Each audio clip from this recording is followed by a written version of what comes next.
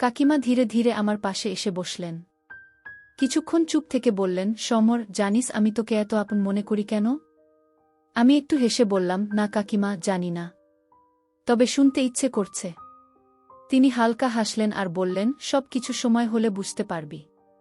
শুধু এটুকু বলি, তোকে আমি অনেক বিশ্বাস করি। তার কথায় একটা আন্তরিক উষ্ণতা ছিল, যেটা একটা গভীর বন্ধনের ইঙ্গিত দিত। আমি কিছু না বললেও মনের মধ্যে একটা প্রশ্ন উকি দিতে শুরু করল। এরপর থেকে আমাদের সম্পর্কটা আরও খোলামেলা হয়ে উঠল। আমরা অনেক গল্প করতাম, আড্ডা দিতাম। কাকিমা এক পর্যায়ে আমার বন্ধুর মতো হয়ে উঠল। একদিন বাড়িতে কেউ ছিল না। কাকিমা আমাকে বলল, সমরেন্দ্র বাবা, তোকে একটা কথা বলি। আমি বললাম, কি কথা কাকিমা, বলেন। তারপর কাকিমা বলল, এদিকে আয়, অতঃপর যা হলো। বন্ধুরা, আজকের গল্পটি অনেক অনেক ইন্টারেস্টিং। আশা করি তোমরা পুরো গল্পটি শুনলে তোমাদের অনেক ভালো লাগবে। তবে বন্ধুরা, গল্পটি শুরু করার পূর্বে তোমাদের নিকট আমার ছোট্ট একটা অনুরোধ।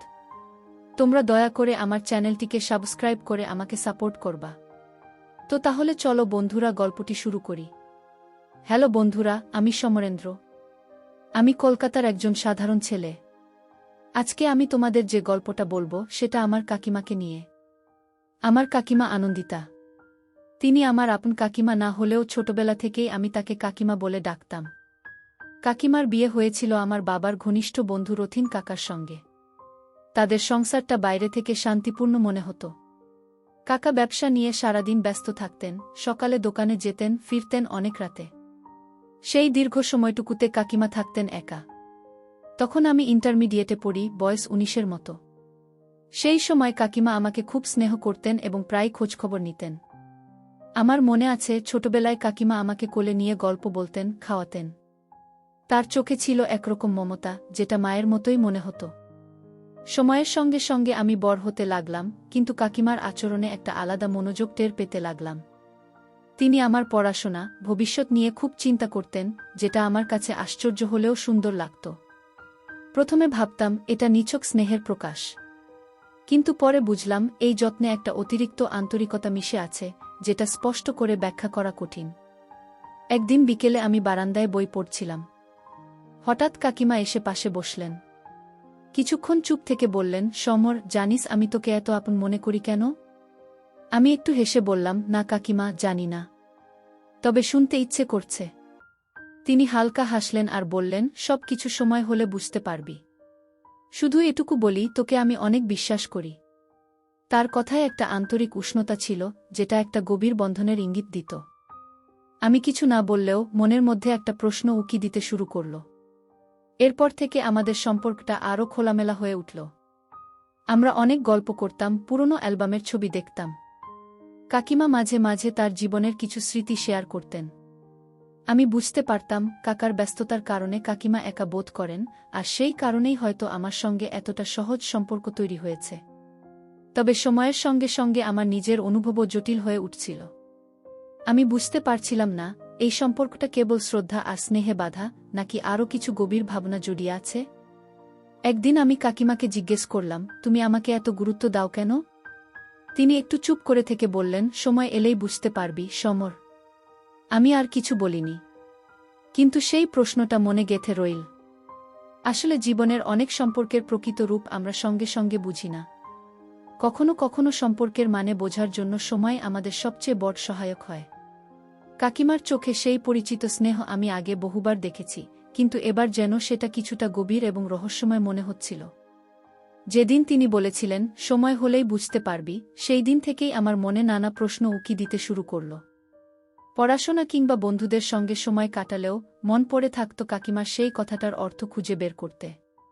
কি এমন বিষয় যা এখনই বলা যায় না? কেনই বা আমার প্রতি তার এই বিশেষ মনোযোগ? এইদিকে কাকার দৈনন্দিন রুটিন ছিল একঘেয়ে এবং অপরিবর্তিত। সকালেই দোকানে বেরিয়ে যেতেন, ফিরতেন রাত করে। কাকিমা তখন সারাদিন ঘরের কাজ সামলাতেন, রান্না করতেন, আর সন্ধ্যার পর ছাদে একা হাঁটতেন। আমি অনেক সময় দূর থেকে তাকে দেখতাম, হাঁটার মধ্যে যেন এক নিঃশব্দ একাকিত্ব জড়িয়ে থাকত। একদিন সকালে উঠে দেখি মা নেই, তিনি মামাবাড়ি গেছেন। তখন কাকিমা এসে বললেন, আজ তোকে পছন্দ করে একটু বেশি রান্না করেছি। আমি অবাক হয়েছিলাম, কিন্তু খুশিও লাগছিল। তবুও মনে একটা প্রশ্ন কাটার মতো বিঁধে থাকল, এই যত্নের কারণ কি? সেদিন দুপুরে আমি বারান্দায় বসে বই পড়ছিলাম। কাকিমা হাতে এক কাপ চা আর বিস্কুট নিয়ে এসে পাশে বসলেন। আমি বললাম, তুমি তো সারাদিন অনেক কাজ করো, আমার জন্য এত আয়োজন করো কেন? তিনি হাসলেন, যে আপন মনে হয় তার জন্য একটু যত্ন করতেই ভালো লাগে। তার চোখে মুখে আন্তরিকতা ছিল, একটুও জড়তা ছিল না। তবে কথার ভেতরে যেন ছিল কোনো না বলা গল্পের ইঙ্গিত। পরদিন দেখি কাকিমা একা বসে একটা পুরনো অ্যালবাম দেখছেন।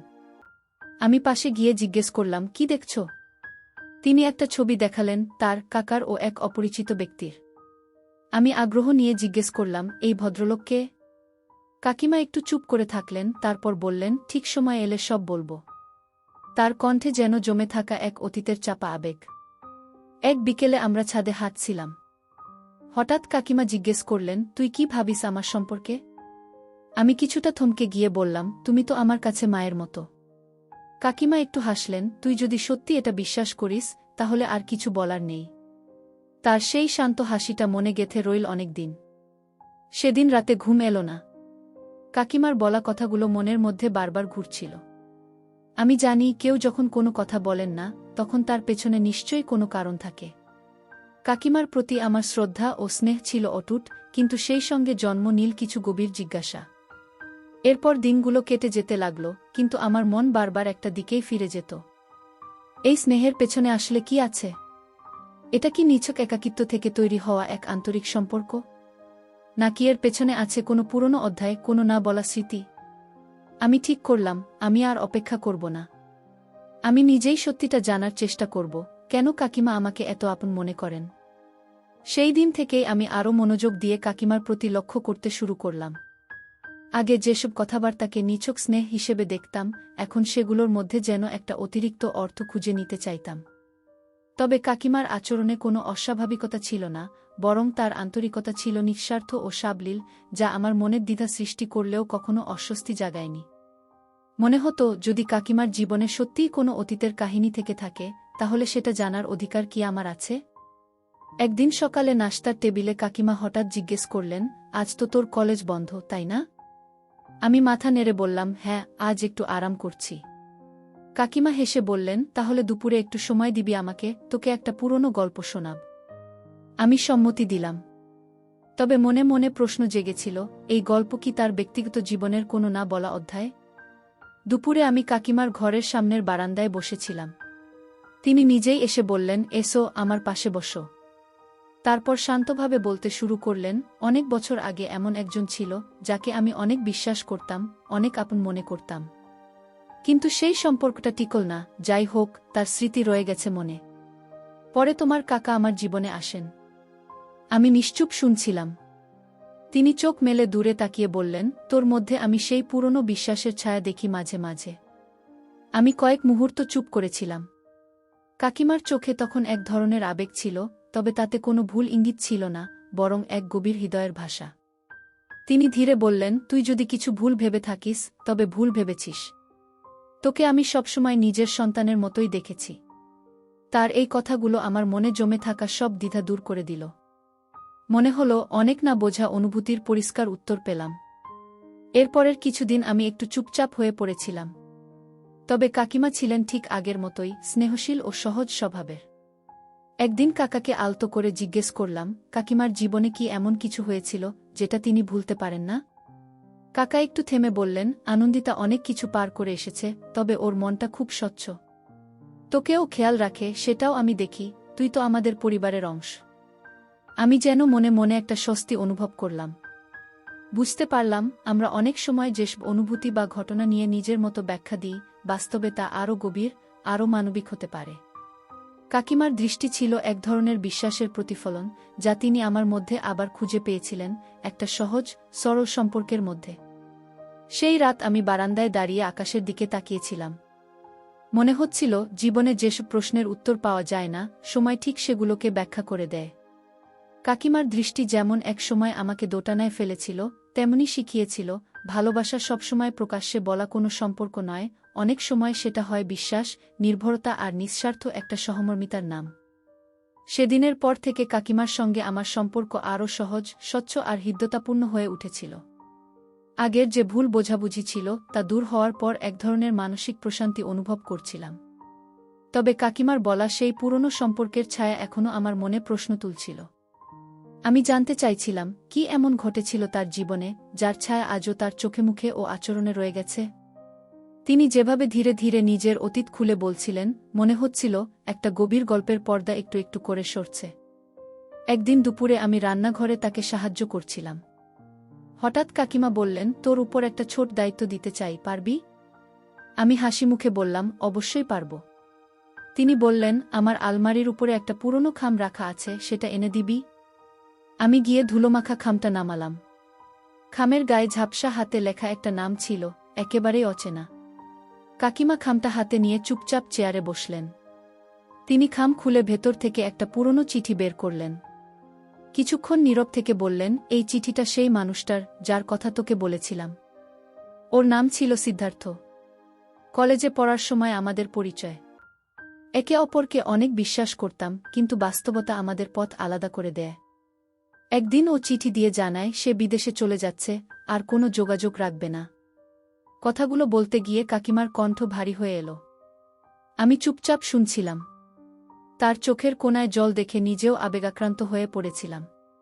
কাকিমা বললেন, চিঠিটা বহুবার ছিঁড়ে ফেলতে চেয়েছি, পারিনি।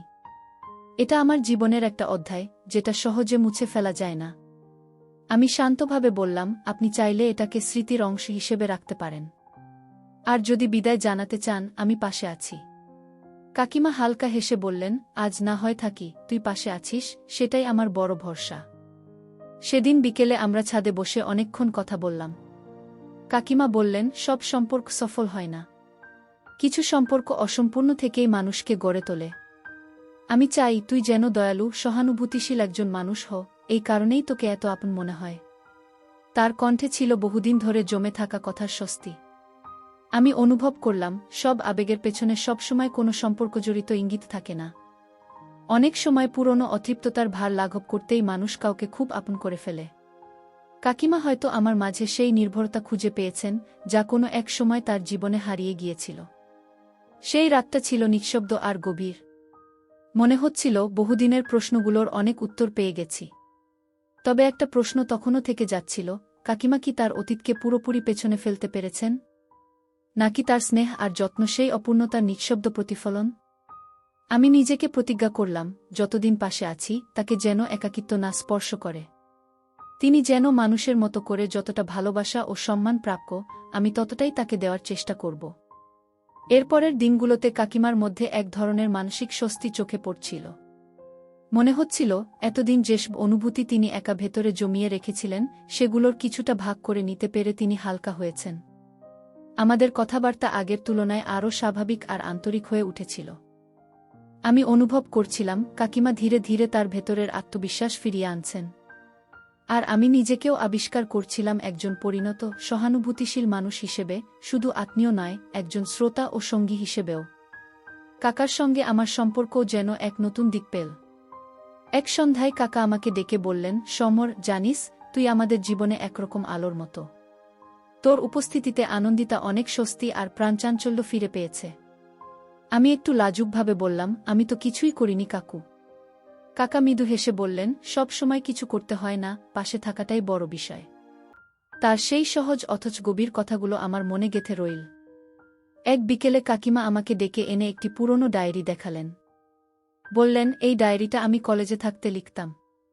যেগুলো মুখে বলা যেত না, সেগুলোই এই পৃষ্ঠাগুলোয় জায়গা পেত। আমি ডায়েরির পাতাগুলো উল্টে দেখতে লাগলাম, সুন্দর হাতের লেখা, জীবনের খণ্ডচিত্র, না বলা অনুভব আর স্বপ্নভরা ভবিষ্যৎ ভাবনা। এক একটা লেখা পড়ে মনে হচ্ছিল, যেন আমি তার হৃদয়ের খুব কাছাকাছি চলে এসেছি। একটি পাতায় লেখা ছিল, যদি কখনো এমন একজন মানুষ পাই, যার কাছে আমার মনের কথা বলা যায় নিঃসংকোচে, তাহলে সেই মানুষটা আমার জীবনের অন্যতম প্রাপ্তি হবে। আমি কাকিমার দিকে তাকালাম। তিনি আমার চোখের দিকে চেয়ে শান্তভাবে বললেন, আমি তোকে সেই বিশ্বাসের জায়গায় রাখি। সেই মুহূর্তে আমার হৃদয়ের গভীরে একটা কোমল অনুভূতির ঢেউ বয়ে গেল। আমি কিছু বলিনি, কারণ কিছু অনুভূতি শব্দ ছাড়াই স্পষ্ট হয়। পরবর্তী দিনগুলোতে আমরা প্রায় প্রতিদিন বিকেলে গল্প করতাম। কাকিমা জীবনের নানা শিক্ষা শেয়ার করতেন, মানুষকে বোঝা, আবেগ নিয়ন্ত্রণ করা, এবং কিভাবে একটি নিঃস্বার্থ সম্পর্কের প্রতি সম্মান দেখাতে হয়। আমি বুঝতে পারছিলাম আমাদের বন্ধন ছিল এক ধরনের মানসিক সান্নিধ্য, যেখানে চাওয়া পাওয়ার হিসাব নেই, আছে বিশ্বাস, সম্মান আর হৃদয়ের উষ্ণতা। একদিন সাহস করে আমি জিজ্ঞেস করলাম, আপনি কি এখনও মাঝে মাঝে সিদ্ধার্থকে মনে করেন? কাকিমা হালকা হেসে বললেন, মনে করি, কারণ স্মৃতি তো জীবনেরই অংশ। তবে এখন তোদের নিয়েই আমার পৃথিবী। তার চোখে তখন এক ধরনের স্থির প্রশান্তি ছিল। আমি বুঝলাম, সব স্মৃতি ভুলে যাওয়া যায় না, তবে সময় শেখায় কিভাবে সেই স্মৃতিকে নিজের জীবনের অংশ করে সামনে এগোতে হয়। সেদিন রাতে আমি ছাদে একা বসেছিলাম। মাথার ওপর তারাভরা আকাশ, চারপাশে নীরব বাতাস। মনে হচ্ছিল জীবনের কিছু অধ্যায় একদিনে বোঝা যায় না, তার জন্য সময় লাগে, অনুভব লাগে। কাকিমার দৃষ্টি, তার আচরণ, সবই যেন এক গভীর বিশ্বাসের প্রকাশ, যেটা আমি আগে পুরোপুরি ধরতে পারিনি। এখন বুঝি, কারো বিশ্বাস পাওয়াটাও একটা সম্মান, এক অপূর্ব বন্ধনের সূচনা। কয়েক সপ্তাহ কেটে গেল। কাকিমা আর আমার সম্পর্ক এক নতুন স্তরে পৌঁছেছিল, যেখানে কোনো দ্বিধা নেই, নেই ভুল বোঝাবুঝি। ছিল কেবল এক নিঃস্বার্থ বন্ধন, যেখানে একজন অভিভাবকের স্নেহ আর একজন শ্রদ্ধাশীল শ্রোতার গ্রহণযোগ্যতা মিলেমিশে এক গভীর আস্থার জায়গা তৈরি হয়েছিল। আমি নিজেকে আরও পরিপক্ব আর স্থির মনে করছিলাম।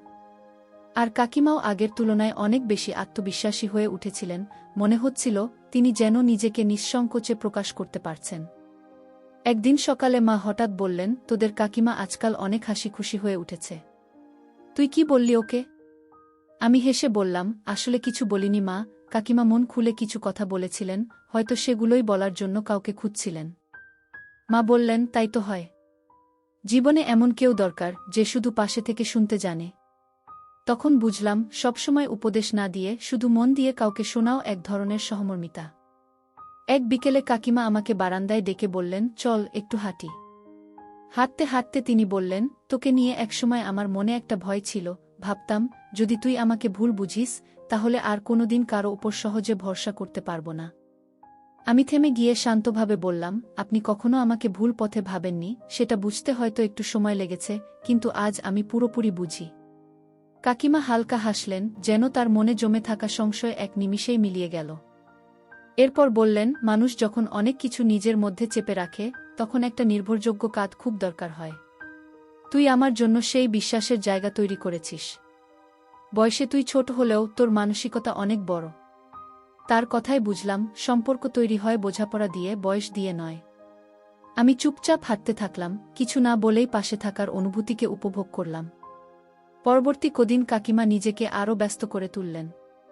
রান্না, বই পড়া, গাছের যত্ন, সবকিছুর মধ্যেই যেন নতুন করে প্রাণ ফিরে পেয়েছেন। মাঝে মাঝে বলতেন, সমর, জীবনে কাউকে যদি সত্যিই আপন ভাবিস, তাহলে তার অনুভবটা বোঝার চেষ্টা করিস, শুধু নিজের দৃষ্টিভঙ্গি দিয়ে নয়। কথাগুলো আমার ভেতরে গেঁথে রইল, স্থায়ী শিক্ষার মতো। একদিন সন্ধ্যায় কাকা বাড়ি ফিরে বললেন, আনন্দিতা এখন অনেক স্বাভাবিক, প্রাণবন্ত হয়ে উঠেছে, এই বদলটা তোর সঙ্গেই এসেছে মনে হয়।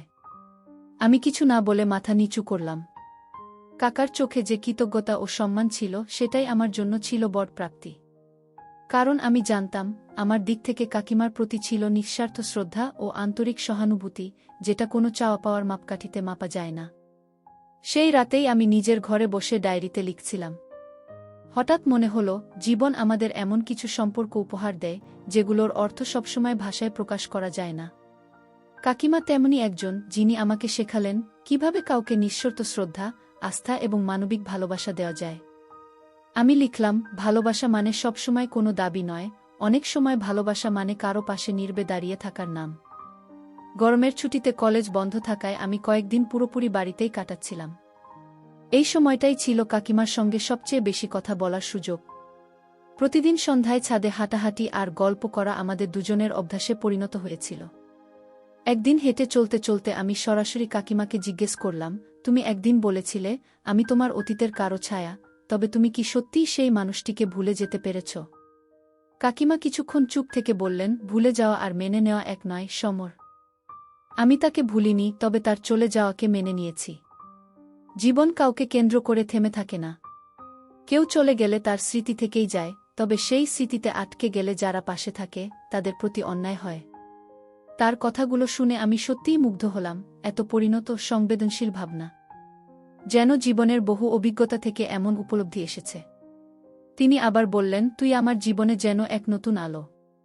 অনেক বছর পর আমি কারো সামনে মন খুলে বলতে পেরেছি। আমাদের সম্পর্কটা এমন এক জায়গায় দাঁড়িয়েছে যেখানে কেবল বিশ্বাস আর আন্তরিকতা রয়েছে। আমি তোকে সেই শ্রদ্ধা আর আশ্রয়ের জায়গা থেকেই ভালোবাসি, যেভাবে একজন মানুষ আরেকজনকে সম্মান করে পাশে থাকে। তুই যেন একজন সৎ, মানবিক মানুষ হয়ে উঠিস, এটাই চাই। কাকিমার এই কথাগুলো আমার হৃদয়ে গভীরভাবে গেঁথে রইল। পরদিন সকালে মা বললেন, তোদের কাকিমা তোকে খুব আপন ভাবে, তাই তো? আমি হাসলাম, হ্যাঁ মা, উনি আমাকে সত্যিই কাছের একজন বলেই ভাবেন। মা বললেন, তুই পাশে ছিলি বলেই হয়তো উনি এত বদলে গেছেন। সেই মুহূর্তে আমি উপলব্ধি করলাম, কারো পাশে থাকা মানে শুধু সময় দেওয়া নয়, সেটা হয়তো কারো জীবনকে আলাদা অর্থ দেওয়া, নতুন পথ দেখানো। একদিন রাতে কাকা একটু আগে বাড়ি ফিরলেন। আমি তখন নিজের ঘরে বই পড়ছিলাম আর কাকিমা রান্নাঘরে। হঠাৎ কাকা এসে বললেন, সমর, আনন্দিতা তোকে নিয়ে গর্ব করে। বলে তুই অনেক দায়িত্ববান আর মন দিয়ে শুনিস, ওর কথা বুঝে নেওয়ার চেষ্টা করিস। আমি বললাম, আসলে আমি শুধু পাশে ছিলাম, মন দিয়ে শুনেছিলাম। হয়তো ওনাকে সেটারই দরকার ছিল। কাকা হেসে বললেন, অনেক সময় পাশে থাকা মানেই হয় সবচেয়ে বড় উপহার। পরদিন বিকেলে কাকিমা আমাকে ডেকে বললেন, তোর জন্য একটা উপহার রেখেছি। আমি অবাক হয়ে বললাম, উপহার? তিনি ধীরে ধীরে একটা পুরনো বই তুলে দিলেন। বললেন, এই বইটা আমার কলেজ জীবনের সময়কার।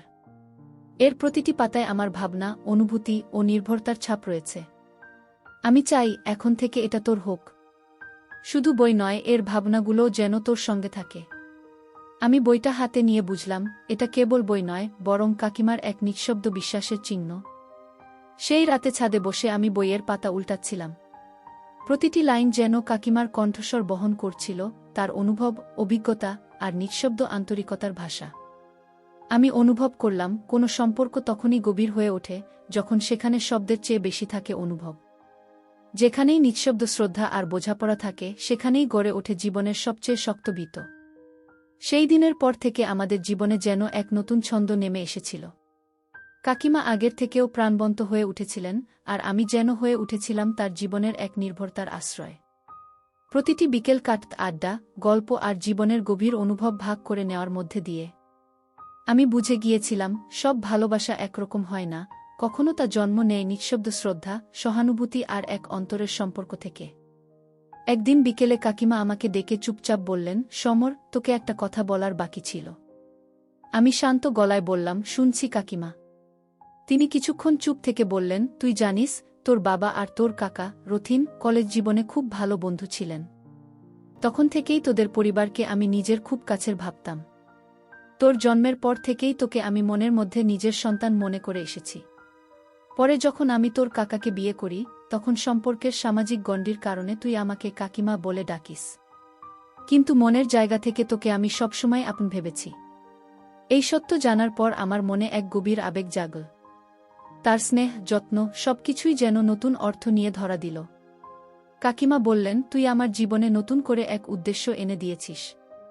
আমি বুঝেছি, ভালোবাসা শুধু রক্তের সম্পর্ক নয়, বরং অন্তরের এক বন্ধন, যা দায়িত্ব, শ্রদ্ধা আর বোঝাপড়া থেকে গড়ে ওঠে। আমার চোখে জল এসে গেল। আজ পর্যন্ত যা আমি বুঝতে চাইছিলাম, সেই বোধ যেন আজ পূর্ণরূপে এলো। পরদিন সকালে কাকিমা নিজ হাতে একটি চিঠি দিয়ে বললেন, এই চিঠিটা রাখ, যখনই মনে হবে কাকে সম্মান দিতে হয় বা কিভাবে জীবন এগিয়ে নিতে হয়, এটা পড়ে নিস। চিঠিতে লেখা ছিল, সমর, আমি চাই তুই সবসময় সত্য আর সম্মানের পথে চলিস। কোনো সম্পর্ককে কখনো কল্পনার অতিরঞ্জনে বিভ্রান্ত করিস না। কারো সম্পর্কে কিছু ভাবার আগে তার অবস্থান বোঝার চেষ্টা করিস। আমি তোকে যা দিতে চেয়েছি তা একটাই, ভালোবাসা মানে বিশ্বাস, সহানুভূতি আর মনের বন্ধন। আমি সেই চিঠিটা যত্ন করে রেখে দিলাম, এটা হয়ে উঠল আমার জীবনের এক অমূল্য শিক্ষা। সেদিন রাতে বারান্দায় দাঁড়িয়েছিলাম। কাকিমা পাশে এসে বললেন, তোর জীবনের সামনে অনেক পথ, অনেক দায়িত্ব আসবে। মনে রাখিস, যেসব সম্পর্ক বিশ্বাসের ভিত্তিতে দাঁড়ানো, সেগুলো সহজে ভাঙে না। আমি বললাম, আপনারা আমাকে যে ভালোবাসা, মূল্যবোধ আর শিক্ষা দিয়েছেন, তা আমি চিরকাল মনে রাখব। কাকিমা আমার মাথায় হাত রাখলেন, সেই আশীর্বাদ যেন সমস্ত দ্বিধা ও সংশয় দূর করে দিল। সময় এগিয়ে চল। আমি পড়াশোনার জন্য শহরের বাইরে গেলাম, পরে চাকরি শুরু করলাম। কিন্তু কাকিমার শেখানো সেই জীবন দর্শন আজও আমার প্রতিটি সিদ্ধান্তে আলোর দিশা দেখায়। ছুটিতে বাড়ি ফিরলে আজও দেখি তার সেই চেনা হাসি আগের মতোই নির্ভরতার এক ছায়া হয়ে রয়ে গেছেন। পরিশেষে বন্ধুরা, আমি তোমাদেরকে বলতে চাই, মানুষকে কখনো বাহ্যিক রূপ বা সামাজিক সম্পর্ক দিয়ে বিচার করা ঠিক নয়। সম্পর্কের আসল সৌন্দর্য লুকিয়ে থাকে আন্তরিকতা, সম্মান আর সহমর্মিতার ভিতরে। কখনো একটি সহজ সহানুভূতি বা বোঝাপড়াও একজন মানুষের জীবনে নতুন অর্থ এনে দিতে পারে। আর সব ভালোবাসা রোমান্টিক হতে হয় না, কখনো তা হয় নীরব সঙ্গ, অভিভাবকত্বের ছায়া কিংবা এক আলোকিত পথপ্রদর্শকের মতো মমতা। বন্ধুরা, আজকে এই পর্যন্তই। আবারও আসব তোমাদের মধ্যে নতুন কোনো এক গল্প নিয়ে। গল্পটি যদি তোমাদের ভালো লাগে তাহলে লাইক, কমেন্ট, শেয়ার এবং সাবস্ক্রাইব করে আমাকে সাপোর্ট করবা। প্রতিদিন আমি তোমাদেরকে একটা করে নতুন গল্প উপহার দিব। পরিশেষে তোমাদের সকলের সুস্বাস্থ্য কামনা করি। তোমাদের সকলকে অসংখ্য ধন্যবাদ বন্ধুরা, এতক্ষণ ধৈর্য ধরে গল্পটি শোনার জন্য।